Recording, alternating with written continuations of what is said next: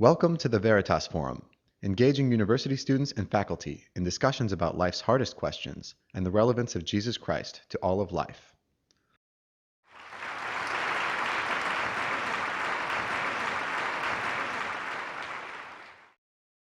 Really wonderful and very rich sets of comments about what the good life is, and they open out onto some really important and interesting questions. And I thought I would start with a question that probably is on the minds of many of you, in part because of how many different groups have come together this evening to sponsor this event.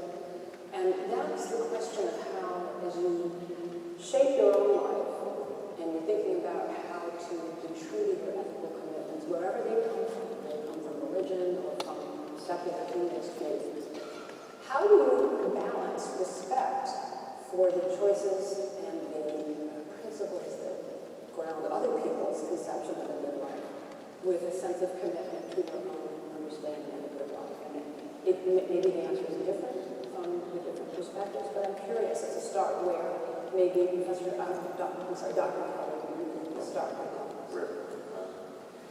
Well,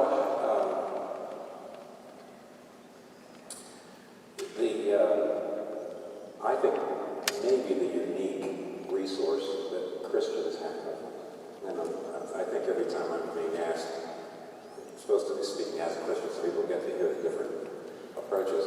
At the heart of my understanding of the world is a man dying for his enemies, a man dying saying, Father, forgive me. Not repaying evil for evil. And at the same time, believing, as I believe the Gospels show, Jesus going to the cross because he thought that he had to make atonement for sin. Now, what you have there, in other words, on the cross, the Christian doctrine of the cross is that there's something wrong with me. That's kind of confrontative. At the same time, the man dying there is a man who is not forcing me to believe in him. As a matter of fact, he's not repaying evil for evil. He's certainly not responding to violence with violence, but he's dying, asking for the forgiveness of his enemies, dying to forgive his enemies.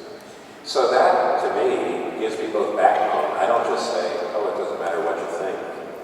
I mean, you might say Jesus died for his principles, at least. At the very least, I think he died for more than that. But at the very least, truth mattered to Jesus. On the other hand, he did not push it on people. He did not pick up a sword. Somebody said once he didn't come with a sword in his hand, he came with nails in his hands. And that gives you asked me for a balance, that's where I get my balance. It's from the very heart of my understanding of things. You also know we cope with situations in which there are many different points of view and many different ideas about what's right. And I guess my answer to that question, this will not surprise you, is really. So I look at the various perspectives, religious and secular, around the world, and I ask whether they allow for the full, free, and autonomous development of individuals. And if they foster that, and to the extent that they foster that, I believe I have a duty to support them in doing so. What troubles me are those aspects of some world religions and some denominations within, actually quite a lot of world religions, in which there is such an insistence on particular items of doctrine that particular classes of people have their lives thrust upon them and their freedom denied. So for me, the duty is to foster ways in which religions and secular systems support the autonomous choice and development of people, and to worry, to censor, about even to intervene in cases in which the autonomous choices of others are narrowed So that's the way I answer. So a couple of very interesting concepts have already come up. One of them is about forgiveness, and I want to get back to that after this next question. But the issue of valuing individual liberty probably is very much on the minds of people in the audience.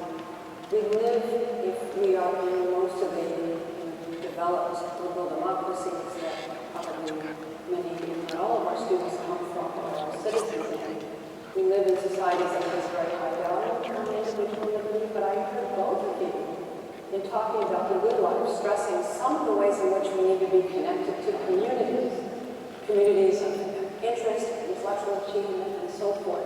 And now I guess I would ask you, what does a good life look like if one is striking a proper balance between respect for individual liberty, which we value, but connection to community? It's a very hard balance to strike. And I don't know, maybe since Professor Kitcher, since you brought liberty up most recently, that might be a good place for you to say.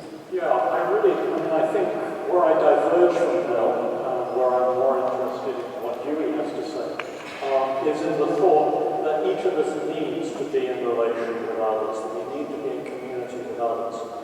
And if things go well, the freedom to choose one's own path and the ability to live in community with others should not be in conflict with one another. It seems to me that the situations in which that conflict exists, for a person, say, brought up within a particular tradition that offers her perhaps the only opportunity physically for living, is restricted to a very specific path in life. Female pronouns are actually appropriate because this happens very often, very much more often for women than it does for men. That seems to me a pathological situation.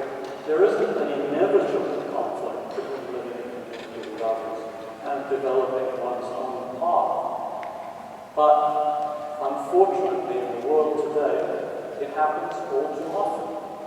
And it happens often under the aegis both of secular regimes and of the kinds of religion that, like my harder atheist friends, Dawkins and company, I find most oppressive. So I drew a distinction earlier between those religions which are ecumenical, tolerant, and open, and in my view, the ideal ones are those that see their doctrines as allegories, metaphors, poetry, rather than literal truth, which is, I suspect, where I disagree with Dr. Keller. Those sorts of religions rarely narrow the opportunities. They are focused, it seems to me, thoroughly on the human values. For them, you might want to say the second commandment is really the first. And that's, I think, actually a good way of putting the difference between Dr. Keller and me. He thinks there are two commandments, and I think there's just one. I think there's two things. We're talking about two things here. One is, should there be any conflict between autonomous individual liberty and community? I think there's a tension. I think we will be different. I mean, I'm just thinking my marriage. One week after I got married, I decided to stop off somewhere on the way home that I usually do. And when I got home a half an hour later than usual, I said, "Where were you?" And I immediately realized my autonomy is being, in other words, if I'm going to live in a community, I really don't have the same amount of liberty that I had before. And it's been wonderful. It's been because what comes out on the other end is community. In other words, actually, it's also, if you want the freedom of being a good pianist, you need to give up the freedom of, you need to do 8 hours of, practice a week, a day. And so basically, I don't believe that you can say that there's no tension between autonomous liberty and community. To be in a good relationship, you have to give up some independence, and it's worth it. Basically, I would say you have to make strategic liberty, you have to voluntarily make strategic liberty losses in order to gain more strategic liberty gains, and by that liberty meaning love. Basically, I feel the most free when I'm in a love relationship. And that means I lose a lot of my autonomy. No,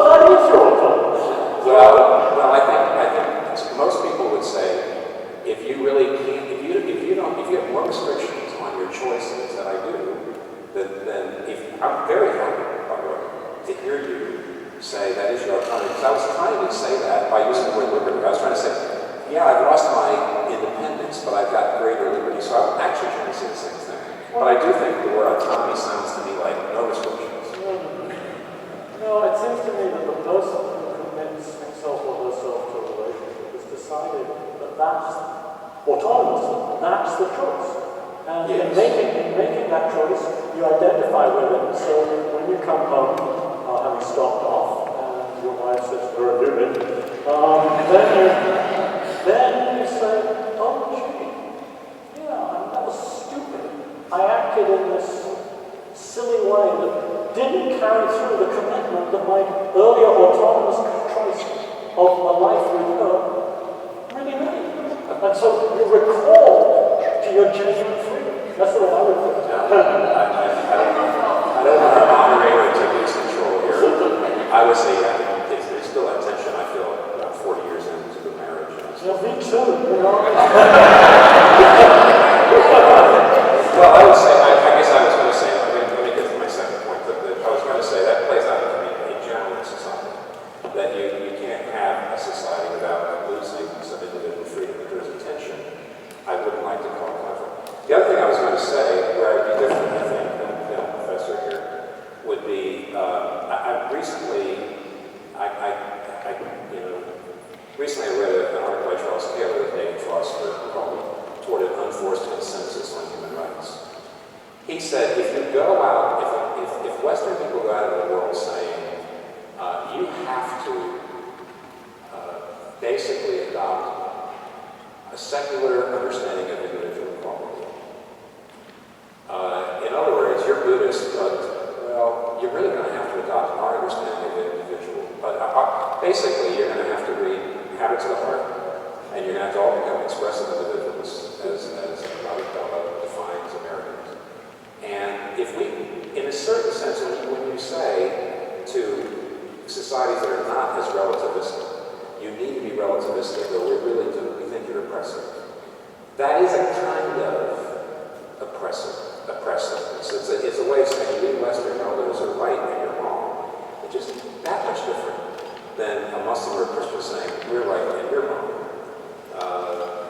What I liked about what Taylor said was, he said it'd be better to come to Buddhism, for example, and say, in the Buddhist understanding of compassion, they really don't have a good basis for human rights in their understanding of the individual person, because they believe individual persons are, it's an illusion of individuals.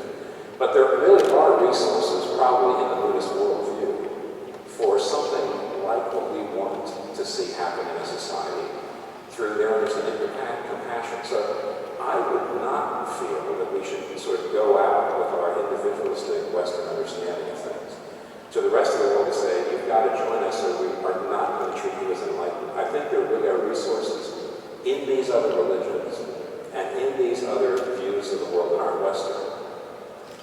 It won't be easy, but it'll be a lot less imperialistic. So I want to go back to your point about forgiveness. One of the most extraordinary events I ever had, experiences I ever had at Columbia, was in an earlier Veritas forum that had invited the civil rights advocate, Ruby Bridges, who had been as a very young girl involved in the desegregation of New Orleans schools. In fact, she was 5 and 6, but still remained active and had stressed, even as a very young child, the importance of forgiveness. And it's turned out that in the modern world, both because of the kinds of wrongs that people can do on a grand scale to other people, but also even in our individual lives, where sometimes we do things and then we realize we want to continue connection with someone, but we need to get forgiveness perhaps to make that possible. Where are the resources for forgiveness most likely to come from? On a religious worldview and in a secular view. And I ask this only because I'm thinking about some of the most powerful examples of forgiveness, not the only powerful ones, but some come from people who are deeply religious. The Amish, who, for instance, in sometime in the early 2000s, I believe it was, had several of their young elementary school age girls killed in the school. Very unhappy, very disturbed individuals shot 8 or 9 young girls. And the Amish forgave them, and a lot of people religion the only resource for that? So what are the resources, both secular and theological? Maybe actually, Professor Kitcher, I'll get you, if you don't mind going first. Well, I think on the face of it, it looks as though some religions are going to have greater resources than secular humanism. But the kind of ethical framework that I believe in, that I try to articulate in my theoretical moments, involves genuine attempts to identify with every point of view. So for me, the idea of reaching out to each other human being and trying to find ways of reaching solutions that other human beings can at least live with, if not welcome, is very important. And I don't think that human beings are beyond being reclaimed. That it seems to me we have a duty to do everything we can to try to bring people back when they have done terrible things. And that may involve offering them ways of redeeming themselves.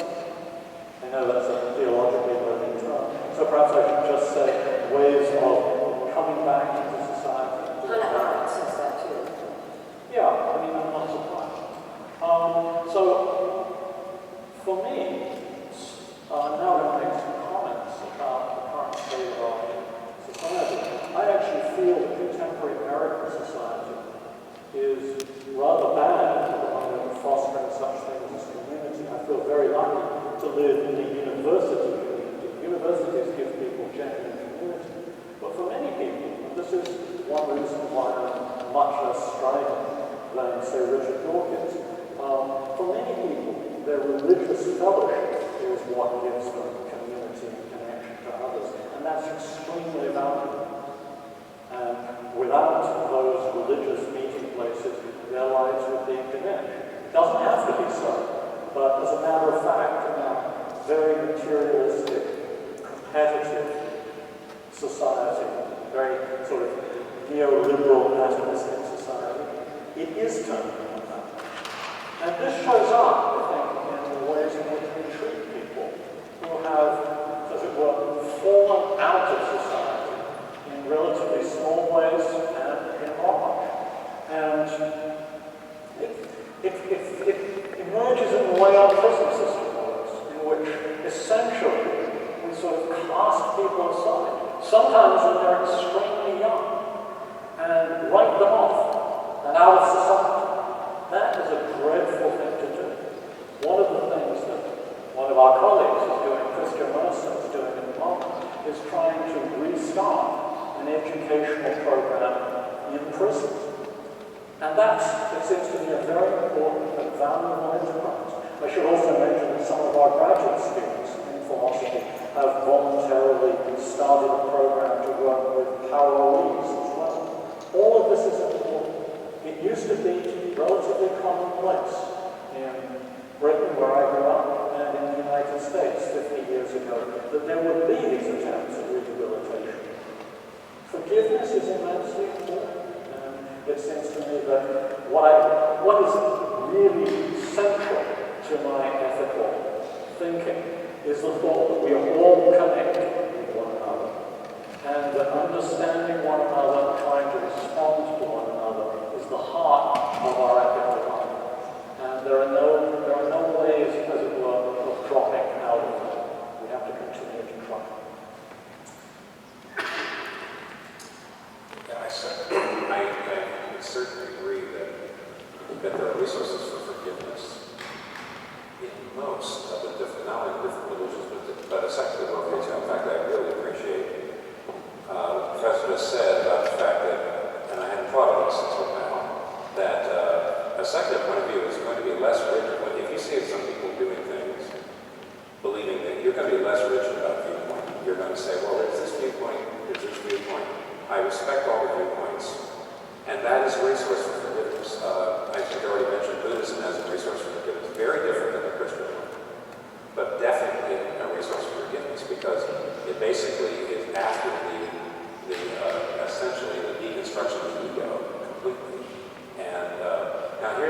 So let me just say here what Christianity offers. And at this point, I'm not going to try to say, who's got the best. But I do think you've got resources for forgiveness, and it's so important. But funny you should bring up the Amish example. I was just reading a book about it. In 2006, a gunman broke into an Amish schoolhouse, took some hostages, shot 5 little girls after he was 5, all under the age of 13, Amish girls, and then killed himself. And what you remembered is right, that before the night was out, the Amish community had gone to the parents of the killer, expressed love and concern and support for them. That at the funeral of the killer, half the people there were Amish people, and there was no rancor, there was no calls for vengeance. And there was a lot of people saying, wow, that's great, and that's what we ought to be able to do. 3 sociologists who come from that area wrote a book on Amish race. And they said that there's 2 things that the Amish have. Now they're talking to sociologists. 2 things that the Amish have, which gave them a very big leg up on the rest of us.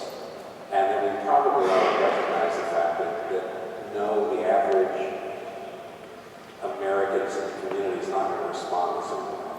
And be honest about it. The one was, of course, it was a tight community, it was a religious community, and at the heart of the community was nonviolence. And the Amish understanding is they take very literally Jesus dying on the cross for his enemies. He who lives by the sword, dies by the sword. They're pacifists there.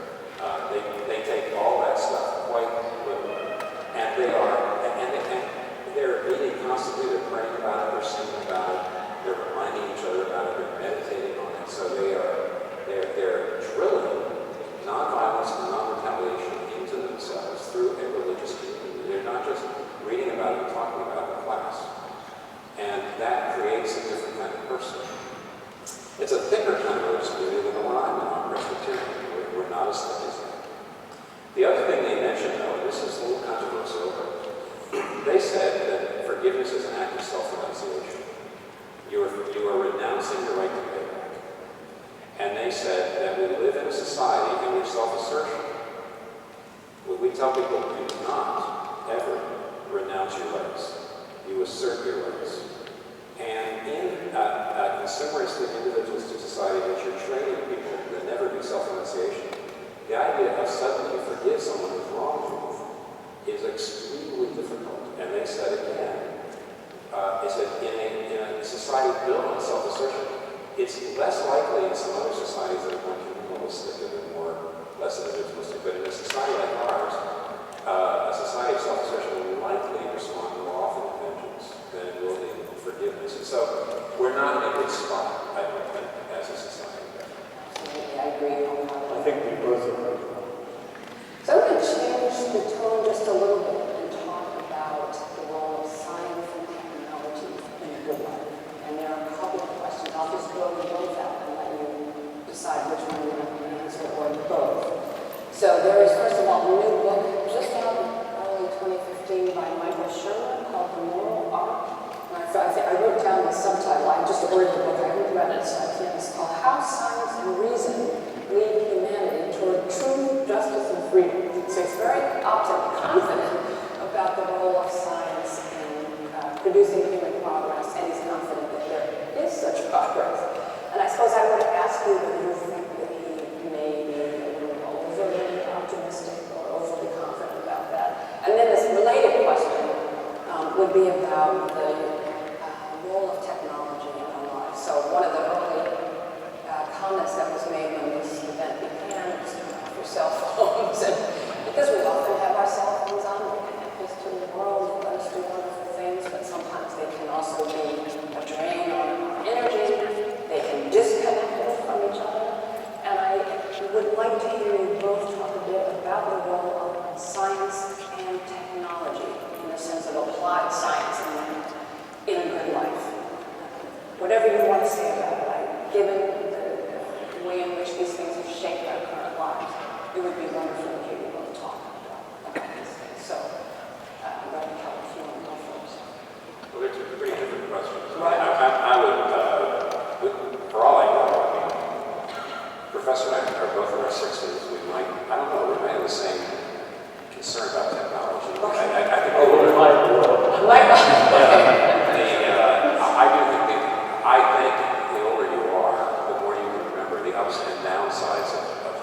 being without it.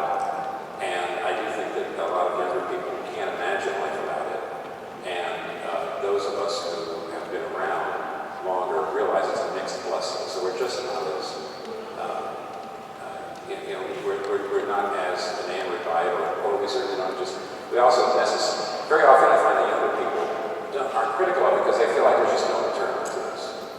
And those of us who are older realize you can unplug. There can be a time for solitude. I am rather concerned that more and more we react rather than act.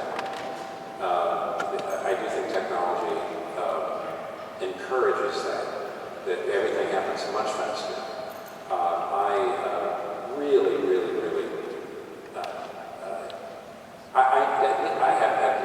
I've misspoken in an email 10 times more than I ever misspoke in a letter or on the phone. And I see that in myself, and I also see technology certainly fragments our society because people who are extreme find each other in a way they couldn't before, and they encourage each other, and we certainly can see it literally in the terrorism. We can literally see that. So, and yet, you're talking to a minister, you're not even talking to an academic, so what do I do about it? I don't know, but I certainly do not. Because I'm older, I just see the ups and downs, the downsides of it as well, and have a lot more concerns about what it's doing to our society. I'm sure the professor will say something about that. I don't know whether, maybe we should just go back and forth on that and then get back to science. Absolutely. That's what I hope, and I wanted to get them both out there. Yeah, I actually want to try to address both of them. So maybe I'll try that. Let me start off by echoing what Dr. Keller just said. A few years ago, when I was fumbling away with my computer doing something, my eldest son came by and said, "Don't worry, for Christmas I'll buy you a quilt." And it's a standing joke in our family that it's a stupid idea to try to call me on the cell phone because either the battery is dead, or I don't have it with me, or it's not on. So I am absolutely hopeless with certain kinds of technological devices. If any of you have been students in any of the courses where I've tried to use PowerPoint in any of the classrooms, you know this very well. I do think that technology is something that can be used very wisely, but I think we are at a moment in the development of technology where instead of thinking about this, can has come to imply should. So if you can do it, you should do it. And that seems to me a terrible mistake. We are coming to realize at the moment that the free use of apparently wonderful and life-transforming technologies come with an extraordinarily severe price. Look at what we've done to the environment since the Industrial Revolution, and look at the ways in which our planet is rapidly becoming uninhabitable for human beings and lots of other species as well. So if ever there was a time when I think we should start to reflect about the uses of technology, this is it. Technology has, I think, been allowed to seem the gateway to the promised land for far too long. We've got to take stock of some of the lessons of recent history, and we've got to try to make ethically useful and valuable applications of the resources that we have. Okay, so that's what I want to say about technology. I agree very much with what you said about internet technology dividing people, actually breaking down communities is something I would add to that, substituting virtual friendships for real friendships, bringing terrorist groups together. These are all obvious troubling aspects of the world. But let me go now to science. I mean, there are many people, I think, who are attracted to the view, and it's a view that descends from the Enlightenment, that when you know things, it automatically makes your life better. And that seems to me something that really has to be scrutinized. The really extreme version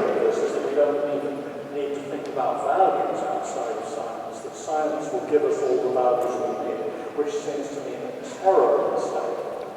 There's also, along with this, the devaluing of other forms of inquiry. People who tend to think that science is the be-all and end-all, or sometimes sort of downgrading what the social sciences produce, what the humanities produce. And I want to register my support for the fact that it's not just the natural sciences that have a monopoly on knowledge. All that said, if scientific research were well conducted in society today, it could continue to bring boons to people. We shouldn't forget the ways in which, for example, the lives of everybody in this room are being transformed by greater understandings in biomedicine. I wouldn't be here but for advances in medicine that took place in the early 20th century, since my mother was diagnosed with diabetes in the year that insulin was discovered, and a year before it was available actually in Britain, where she grew up. So science can do wonderful things, but this is another example, I think, of our failure to think in community about serious ethical issues.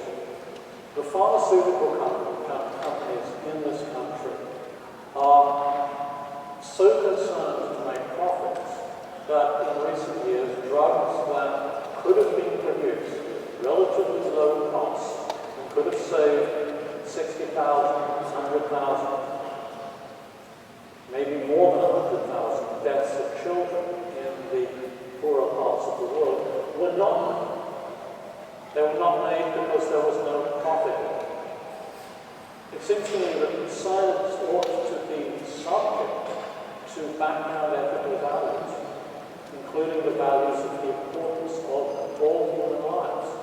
And if a drug can be made that really will save the lives of poor people who cannot afford the market price assigned to it by the company, and the company doesn't make it on those grounds, something has gone appallingly wrong. So I think of science and technology as both wonderful tools, but they really need embedding within a serious ethical framework if they are to do the valuable things for us that they have the potential to do. Oh, did you want to say anything more? Yeah, but I can be brief because I think I'm just agreeing, though obviously for different reasons. It happens a lot here. It sounds like I agree that you can't look to science and think that science somehow generates the ethical framework. And I do think there are people who are saying that it does. Sometimes. Exactly. I was going to say. Right. And I think now at this point, you're both philosophers, so you may stop nodding at this point. But I have been affected by Alistair McIntyre and After Virtue, where he says, okay, in this sense, listen to everybody, here's how he would do this. He would say, here's a watch, okay? And how do I know this is a good watch? If I say, well, I just tried to pound a nail with it and it didn't even go in, the nail didn't even go in, so it's a terrible watch. And you would say, no, don't be too hard on that watch. The watch, that's not the purpose of the watch. The watch isn't for pounding nails, it's supposed to be on your wrist, it's supposed to tell you the time. And so what McIntyre would say is, you can't begin to evaluate whether it's a good or bad watch so you know what the watch is here for, what's the purpose of the watch. And he says, science can tell you what is, it can't tell you what it ought to be. It cannot say, here's the purpose of things, it's just descriptive. And as a result, you can't just basically, he would say the Enlightenment project was I think I heard this already tonight too, was just over-optimistic about thinking that our powers of rational surveillance, looking at nature, looking at things empirically, somehow the moral framework will arise. Now, you're going to have to establish it some other way. Now, of course, we're going to differ on how you do that, but we agree that you just can't, you can't, in a very naive way, say that science really is the salvation of humankind. It's not in that sense at all. And yet, at the same time, I wouldn't be here either if it wasn't for medical technology and so on. So, in that sense, for different reasons, I agree with you. Thank you so much. So I'm thinking we've got probably about 6 or 7 minutes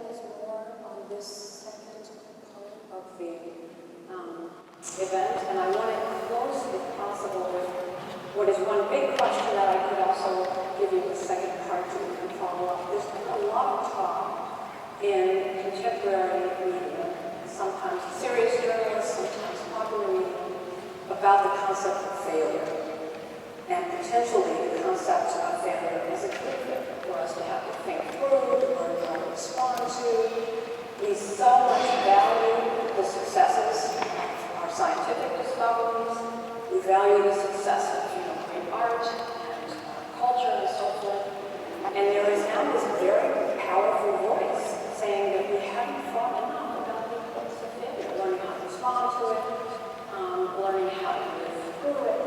The great, recently deceased political philosopher defended what he called the challenge model of ethical life. That it's tempting to think that leading a good life is all about achievement, but he says, really it's about taking on a challenge and going through. What do you think about all this talk about failure and community? Is there something important by way of a lesson for somebody trying to think about living life, to think through how to respond to it and so forth? I don't know. Professor Kitcher, if you want to start. So let's start with failure and failure. There are some failures that are so devastating that we shouldn't welcome them. We should do everything we can to try to avoid them. For example, the warming of the planet, say, to 5 degrees Celsius more by the end of the century.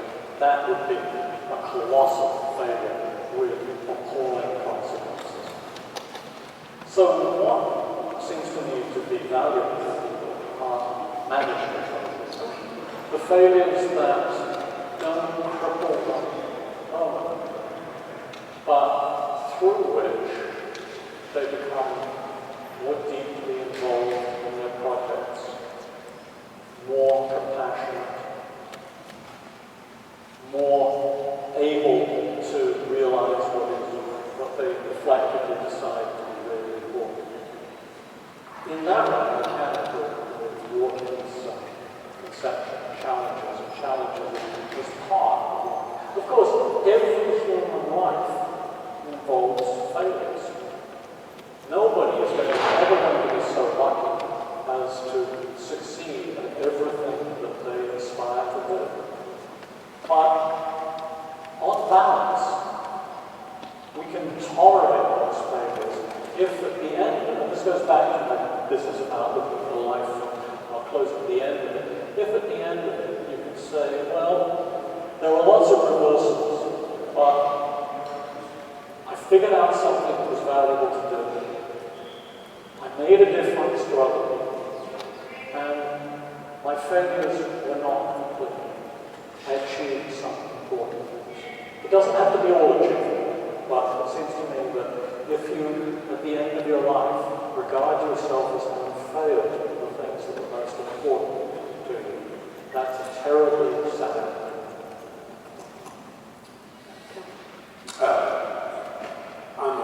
As I already mentioned, I'm very Augustinian at this point. Augustine would say, and I would always like to do this about Augustine. Augustine would say, one way to think about sin is not merely breaking the law, though I'm sure he would say that too.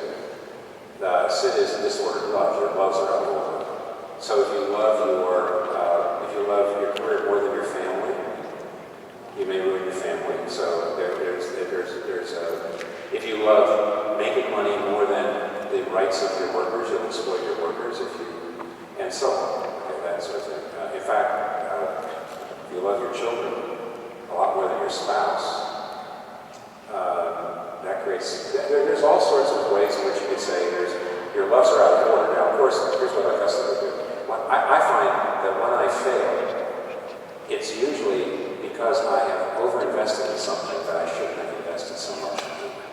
I need to invest in something higher, something that's more durable, something that lasts longer, something that is not subject to ups and downs. For example, if my self-worth is based in how well I'm doing financially, that's a disordered love. In other words, I'm loving making money too much. I will not only probably exploit people in order to make the money I make, cut corners ethically, I'll be driven. The failure, so that I can invest my love in something that isn't so subject. It's higher, a higher thing. There's more than one higher thing. Now, of course, as a Christian, here's my final Christian move. If you're investing in God, and the professor said you want to make a difference, then of course, if there is a God, then investing in Him makes a difference for everyone. You don't have the shutter doesn't come down in the Christian understanding on things ever. There's never a time when you say, in the end, nothing you do makes any difference. Nothing counts infinitely. Well, Christianity, even if it's whether it's true or not, it provides a tremendous meaning in life that says you can invest in something and know that it counts forever. And that thing would have to be the highest, because what it means is I'm not going to make money or success or my physical beauty into my God, and therefore any failure, I would say, that moves me up the ladder. And of course, as a Christian, all the way up the ladder is good. Can I do one last self-indulgent thing that will be good for the audience? Sure. I love the fact that you're quoting Augustine. I think Augustine is really terrific. Every time I teach Augustine in either Lit Hum or CC, I'm just blown away by that guy's intelligence. Let me make a speculation. If Augustine were around today, I think he would win a really big Nobel Prize.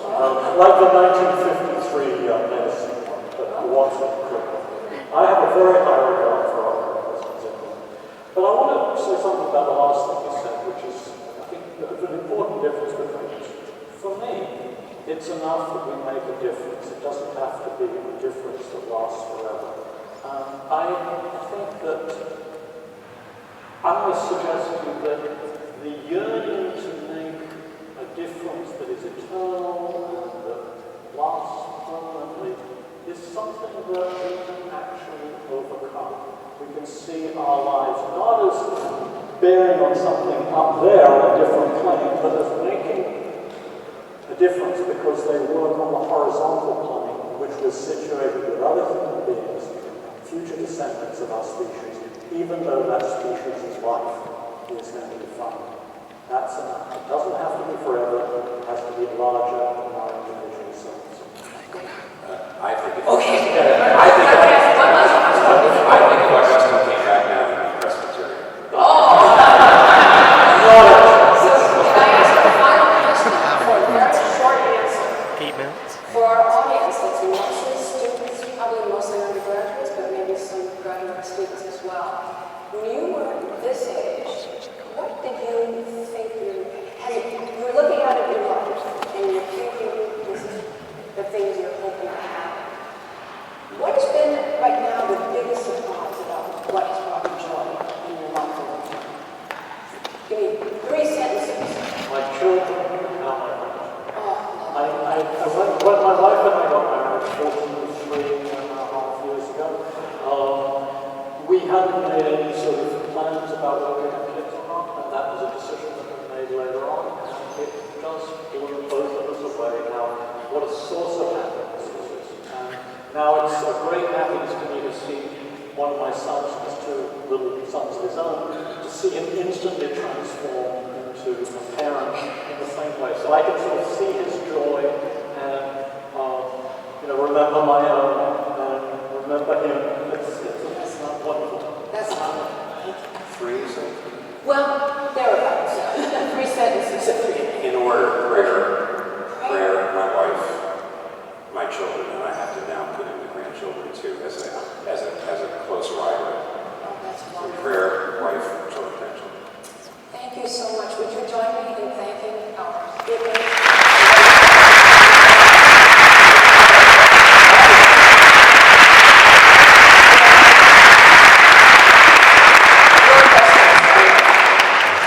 We do have some questions texted by the audience. And just a reminder, if you have questions that you want to ask yourself, you can go to the back and I'll show you to the microphone. And one final reminder, there should have been survey cards on your seats. We hope you will fill those out. Your feedback is how we improve our programs.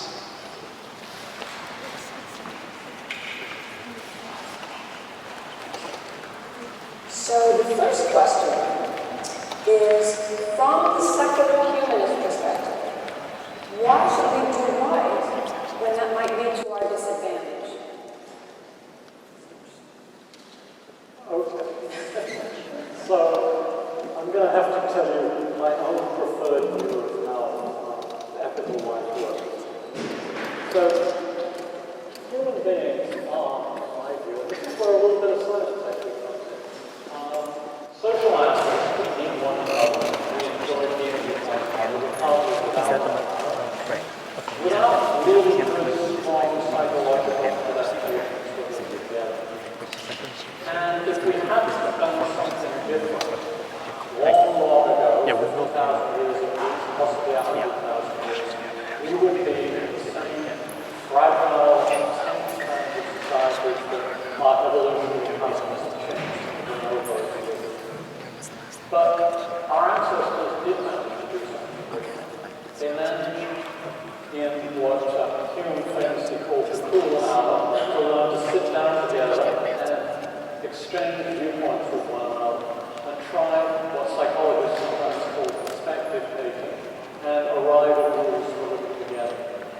And our ability to come to this world with lots of strangers, to do all the kinds of things that we just take for granted every day, living in a huge city with people whom we meet maybe once, that's an astonishing achievement. It's made possible by the collective patterning of human life according to the rules for our conduct together. It's given rise to all sorts of emotions and concepts that were unavailable to our ancestors 50,000 to 100,000 years ago. And so the ethical life is what has made us what we are.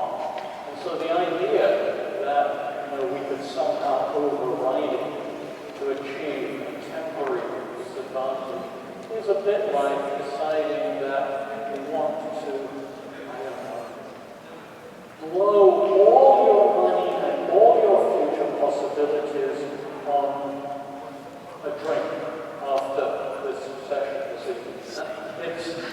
It's the same kind of pragmatic contradiction.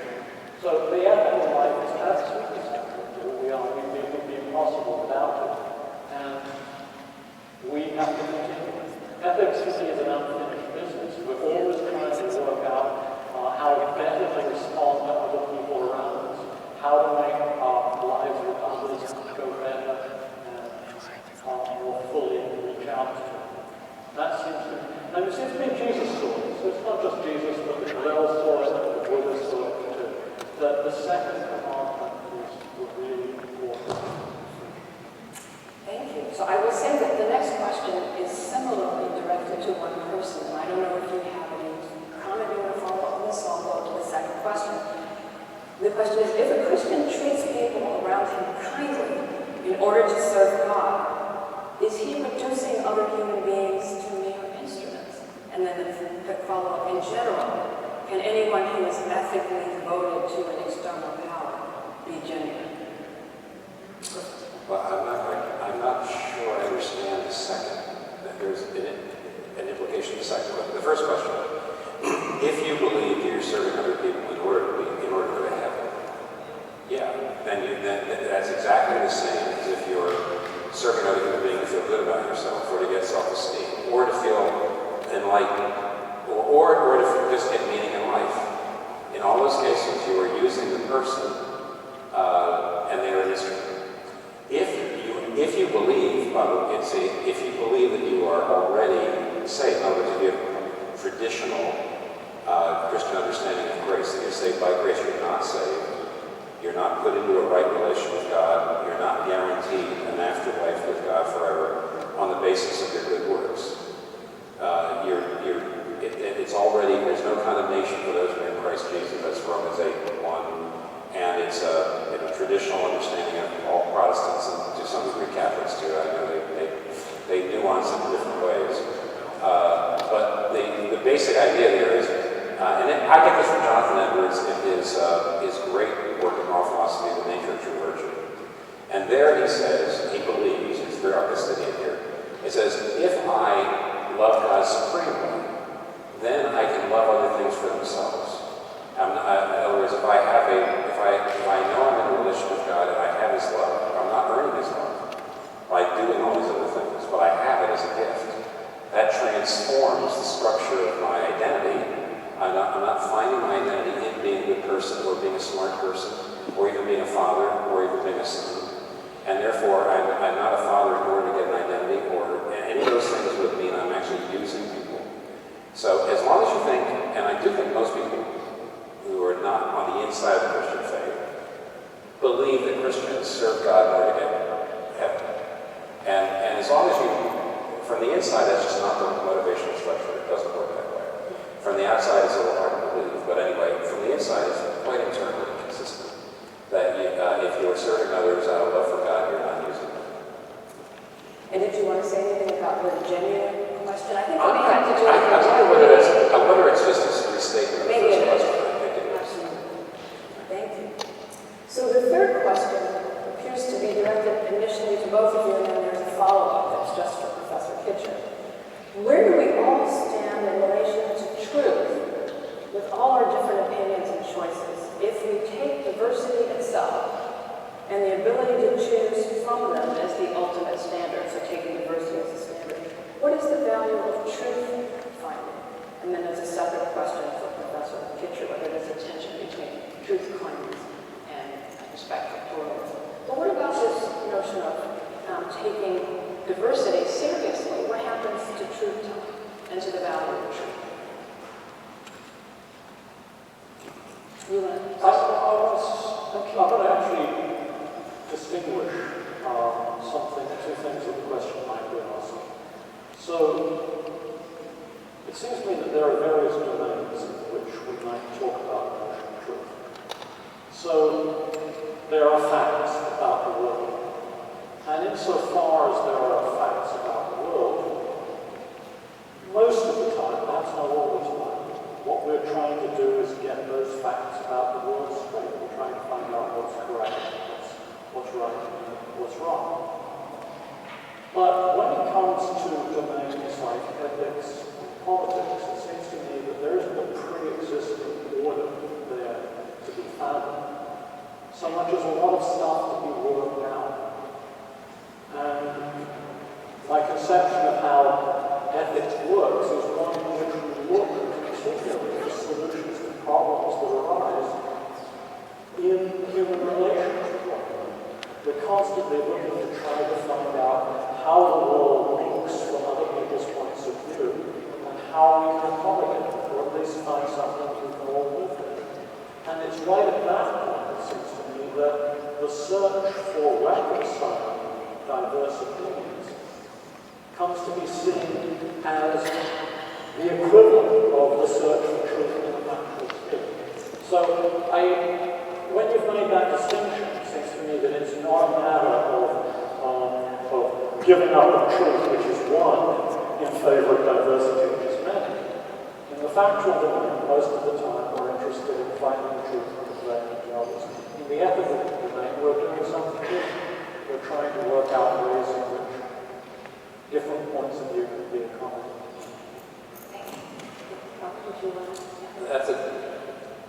That's a good guess at what the question is. This is what I hate about questions. I'm actually not talking to the questioner. I think that's probably what they're doing. They're trying to pit the two against each other. Let me say, as a Christian, of course, I believe in truth in a way. I'm sure that however we start defining it, we would start to diverge. I'm positive we start getting down the way. But let me go back to something I said before. I'll tell you a story. Actually, the day after 9/11, 2 days after 9/11, we were reading, my wife and I were reading the New York Times, and I just was reading what people were saying, and that is, this is where fundamentalism takes you. If you believe that you have the truth, terrible, right? And my wife says to me, she says, that's not true. And I said, what do you mean? She said, well, it depends on what your fundamental is. Have you ever seen an Amish terrorist? And I mean, however you define fundamentalism, Amish or fundamentalists, it depends on what your fundamental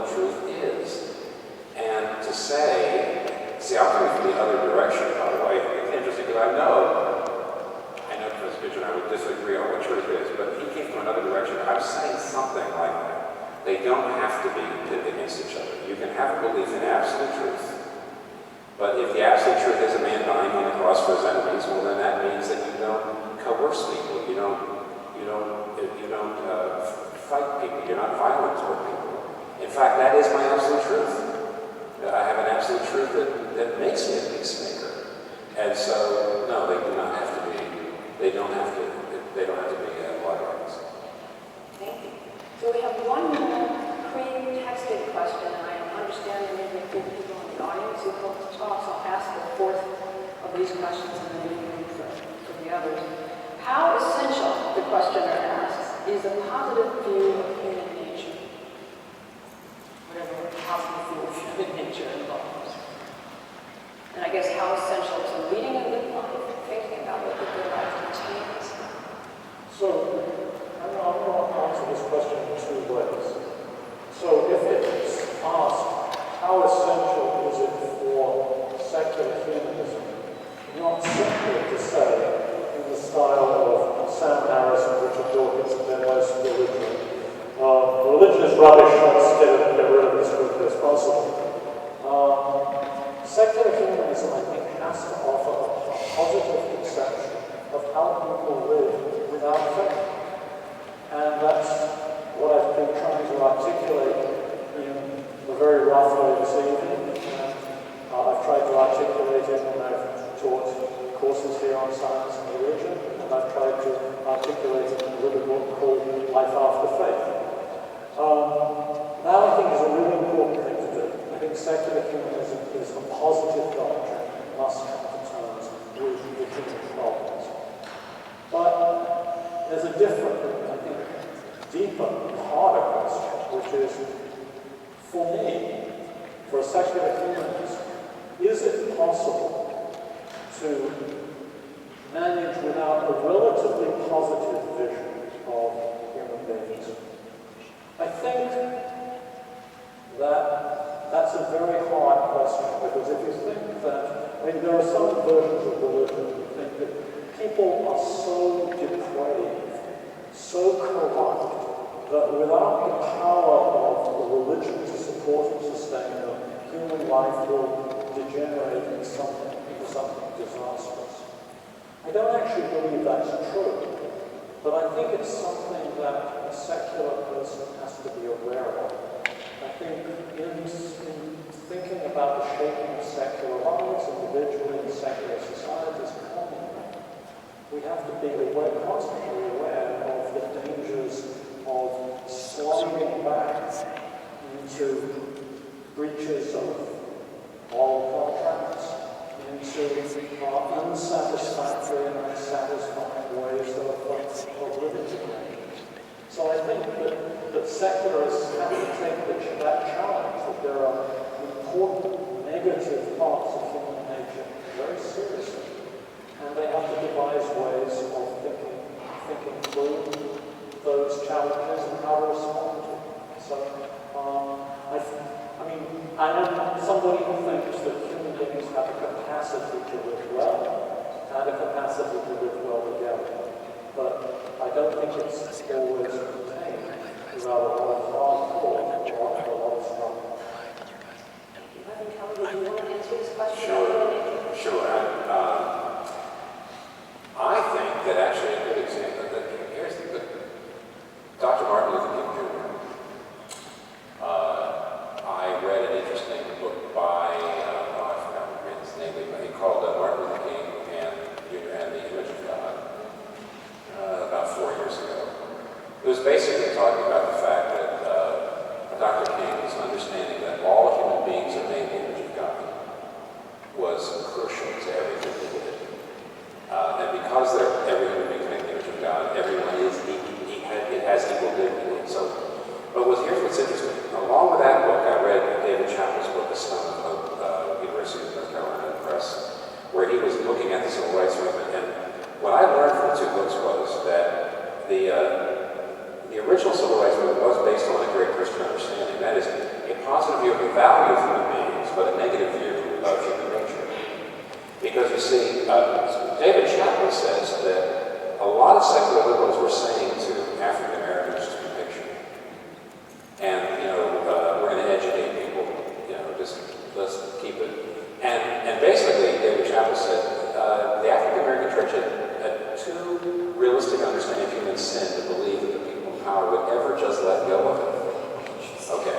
On the other hand, you might say, well, is that a negative view of human nature or a positive view? Well, it's the Christian view, which is both. That every human being is so valuable that you would go to the mat for anybody who's being oppressed. But on the other hand, you don't trust the better angels of our nature.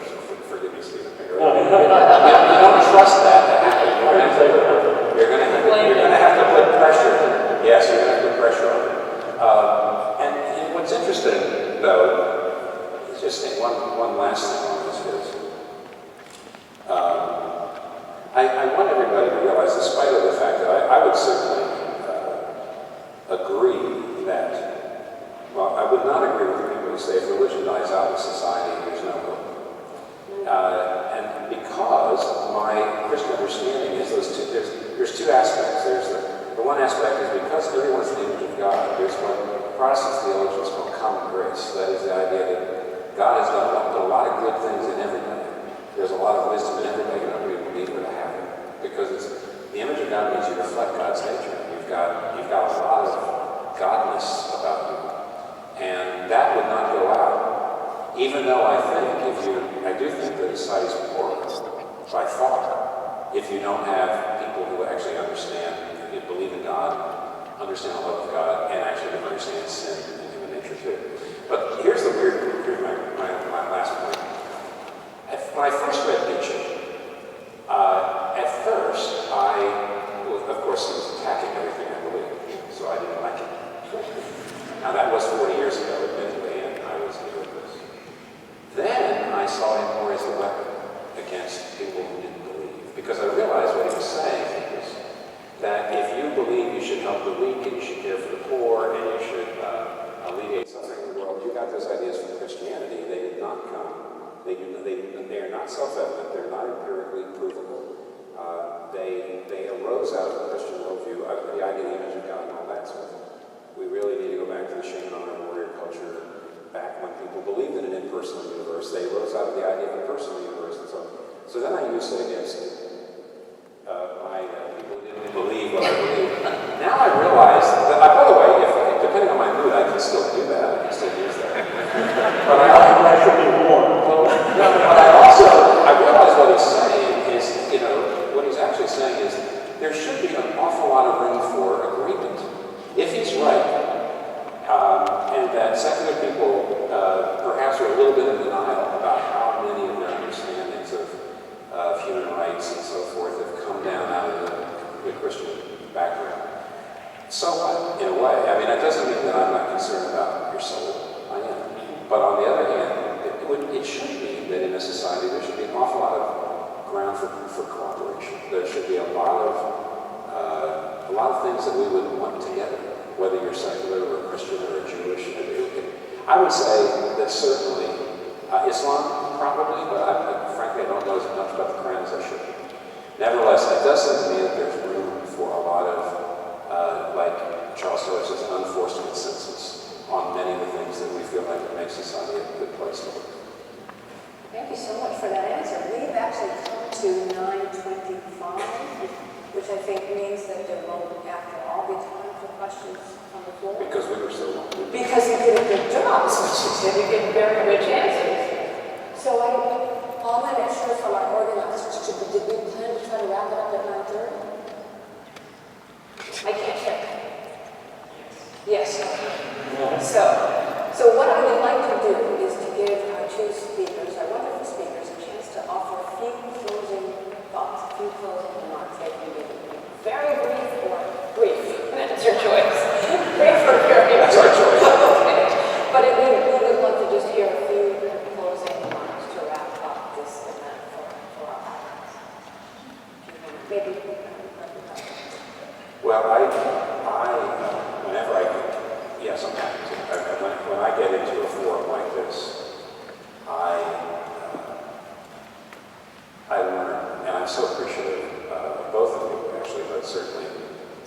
Professor Kitcher's insights. I really think I was sincere. I wasn't just trying to be a peacemaker at the end to look good. I really do. I hope. But that blessing.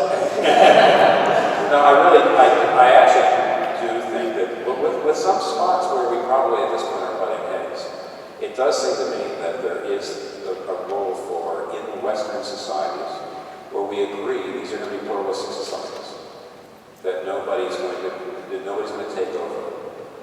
And there probably is an awful lot of overlap, more than like it doesn't feel that way. I mean, the media is not depicting it that way. And sometimes I do feel, as a person of faith, is a nice way to put it, I guess, is sometimes I feel more attacked. But on the other hand, I'm old, and I lived in an era in which Christianity was in a much more privileged position, right? So a lot of people who have my beliefs aren't used to minority status, right? So it's possible that there really is a lot more, and when I'm with a man who's as well-spoken and as thoughtful and as ethical as my conversation partner here, and both of you, it gives me actually a lot more hope for that. It does quite a bit. That's good. You started on something. Well, I want to say thank you. Thank you to the audience for listening. Thank you, Michelle, for moderating. Yes. Thank you to the organizers again for inviting me. And thank you especially to you. So I've found this a very enjoyable conversation. I think that there's a fundamental disagreement between us, and that is I've got this really sort of deep concern for human solidarity, human relations, and you have that too, but you've got this extra thing that either deepens it or heightens it. And I just want to cut out the middle. So, apart from that, it seems to me I've said this before in print and in public, it seems to me that in the world today, what is actually needed is more of an alliance between people who are concerned with other human beings and are in a deep sense humans. And it's a secondary matter whether they add on to that some religious doctrine. As long as their religion is ecumenical, I think there are really very serious problems with religions that are intolerant of other religions. But ecumenical religions that are humanistic are, in my view, allies for secular humanists like myself.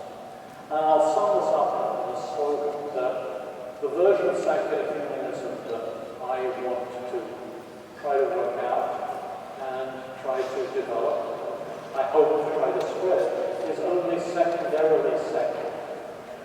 It's primarily intended to be humane. It's the human that's really important here.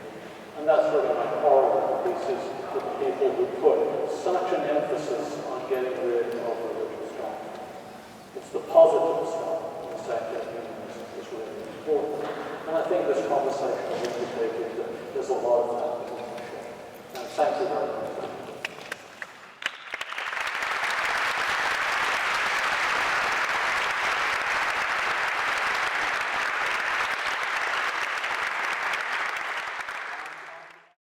For more information about the Veritas Forum, including additional recordings and a calendar of upcoming events, please visit our website at veritas.org.